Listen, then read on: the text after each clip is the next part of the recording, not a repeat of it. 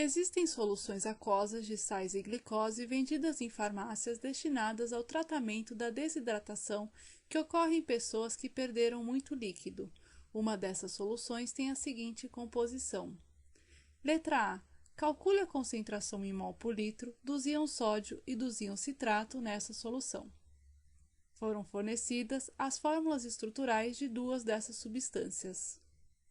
Para responder esta questão, vamos inicialmente entender algumas definições.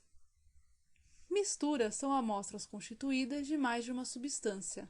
As misturas podem ser heterogêneas ou homogêneas. As misturas heterogêneas são aquelas que não apresentam as mesmas propriedades em todos os pontos da mistura, como, por exemplo, uma mistura de água e óleo. As misturas homogêneas, ou também chamadas de soluções, são aquelas misturas que apresentam as mesmas propriedades em todos os pontos da mistura. É o caso da mistura água mais sal de cozinha. Em uma mistura homogênea, temos sempre dois componentes, o soluto, que é aquele que é dissolvido no solvente, que no nosso exemplo é o sal de cozinha, e o solvente, que é aquele que dissolve o soluto, no nosso exemplo, a água. Podemos expressar a concentração dos componentes das soluções de várias maneiras. Essas são as principais. Muitas vezes não precisamos decorar as fórmulas, basta fazermos regra de 3. A concentração de uma solução é, em geral, uma relação entre uma quantidade de soluto e uma quantidade de solução. A concentração comum expressa a massa de soluto por volume de solução. A densidade expressa a massa da solução, ou seja, a massa do soluto mais a massa do solvente, por volume de solução. A concentração e quantidade de matéria expressa o número de mols de soluto por volume de solução. Lembre que se o número de mols não for fornecido, ele pode ser calculado como a relação entre a massa do soluto e sua massa molar. O título em massa expressa a massa do soluto por massa da solução. Perceba que ele vai ser sempre menor do que 1, pois a massa da solução é a massa do soluto mais a massa do solvente. Podemos expressá-lo em porcentagem, basta multiplicar o resultado por 100%. O título em volume é usado principalmente para misturas onde o soluto e o solvente são só líquidos, por exemplo, na mistura água e álcool.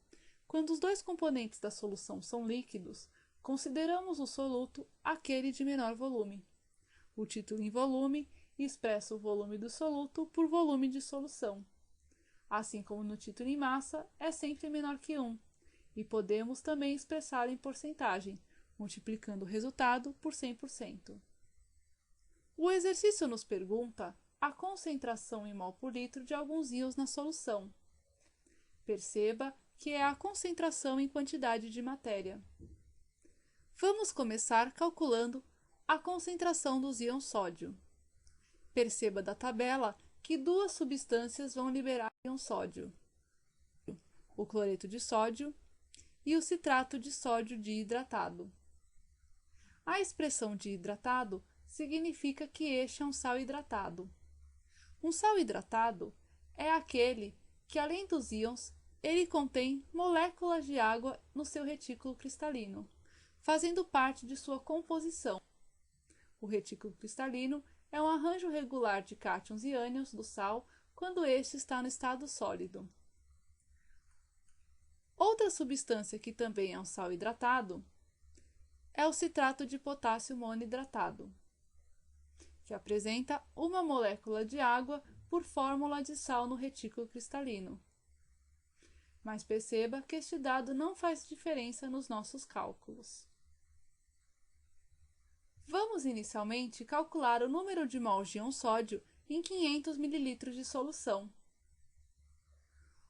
Os sais são compostos que em água sofrem dissociação iônica, que é um processo de separação dos íons. Essas são as equações de dissociação dos 3 sais presentes na solução.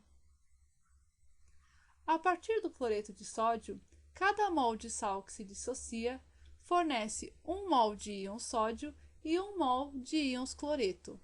Na solução, a concentração de cloreto de sódio é de 1,8 vezes 10 elevado a menos 2 mol por 500 ml de solução. Portanto, o número de mols de íon sódio proveniente dessa substância por 500 ml de solução é igual a 1,8 vezes 10 elevado a menos 2. Pela fórmula estrutural do citrato de sódio, podemos ver que a cada 1 mol de sal que se dissocia, fornece 1 mol de íon citrato e 3 mols de íon sódio. Na solução, a concentração de citrato de sódio é 1,7 vezes 10 elevado a menos 3 mol por 500 ml de solução. Portanto, o número de mols de íon sódio proveniente dessa substância por 500 ml de solução é igual a 5,1 vezes 10 elevado a menos 3 mol. Assim, o número de mols de íon sódio por 500 ml de solução é a soma dessas duas quantidades. Para calcular a concentração em mol por litro, que é a concentração em quantidade de matéria, basta colocarmos os dados na fórmula. Assim, temos que o número de mols é igual a 2,3 vezes 10 elevado a menos 2, e temos que transformar o volume de mililitros para litro. Lembre que 1 litro é igual a 1000 mililitros. Portanto, 500 mililitros de solução é o mesmo que meio litro. E, portanto, a concentração de íon sódio na solução é igual a 4,6 vezes 10 elevado a menos 2 mol por litro. Na química, utilizamos os colchetes para indicar a concentração em mol por litro. Da mesma forma, vamos calcular a concentração de íon citrato. Veja que ele também é proveniente de duas substâncias, o citrato de potássio monohidratado e o citrato de sódio diidratado. A fórmula estrutural do citrato de potássio não foi dada, mas perceba que ela será igual ao citrato de sódio, trocando o sódio pelo potássio. Vamos inicialmente calcular o número de mols de íon citrato em 500 ml de solução.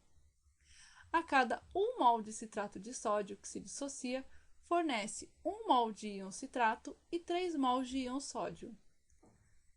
A concentração de citrato de sódio é 1,8 vezes 10 elevado a menos 2 mol por 500 ml de solução. Portanto, o número de mols de íon citrato proveniente dessa substância por 500 ml de solução é igual a 1,7 vezes 10 elevado a menos 3 mol.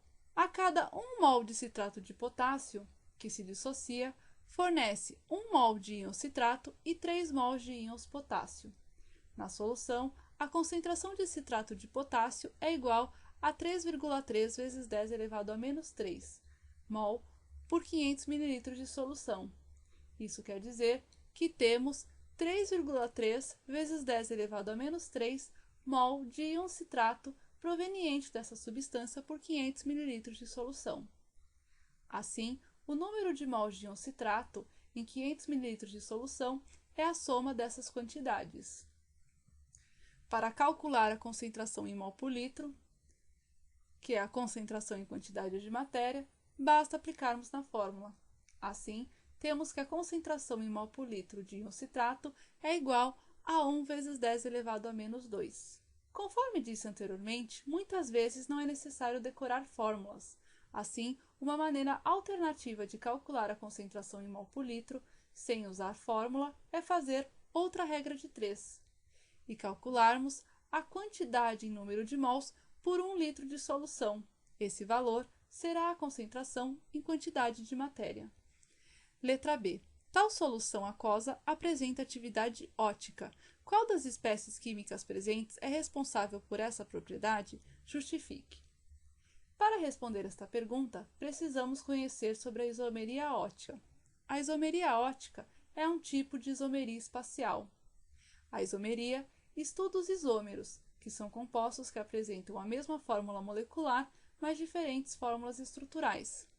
Na isomeria plana, a diferença está na fórmula estrutural plana, e na isomeria espacial, muda a fórmula estrutural espacial, ou seja, a disposição dos átomos espacialmente é diferente.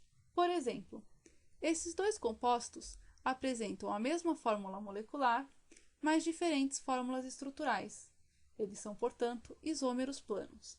Já esses outros dois compostos apresentam a mesma fórmula molecular, mesma fórmula estrutural plana, mas diferentes fórmulas estruturais espaciais. Neste caso, eles possuem isomeria espacial. Isso é um caso de isomeria ótica.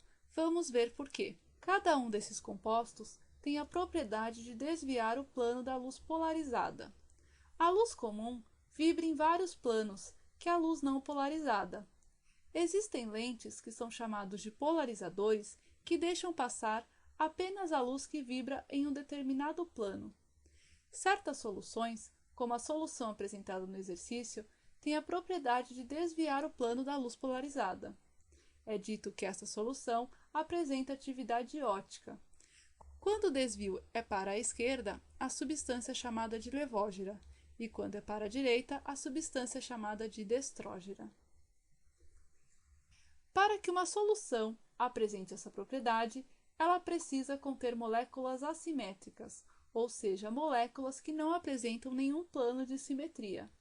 A assimetria estará presente se na fórmula estrutural houver o chamado carbono assimétrico, também chamado de carbono quiral, que é o carbono que apresenta 4 ligantes diferentes.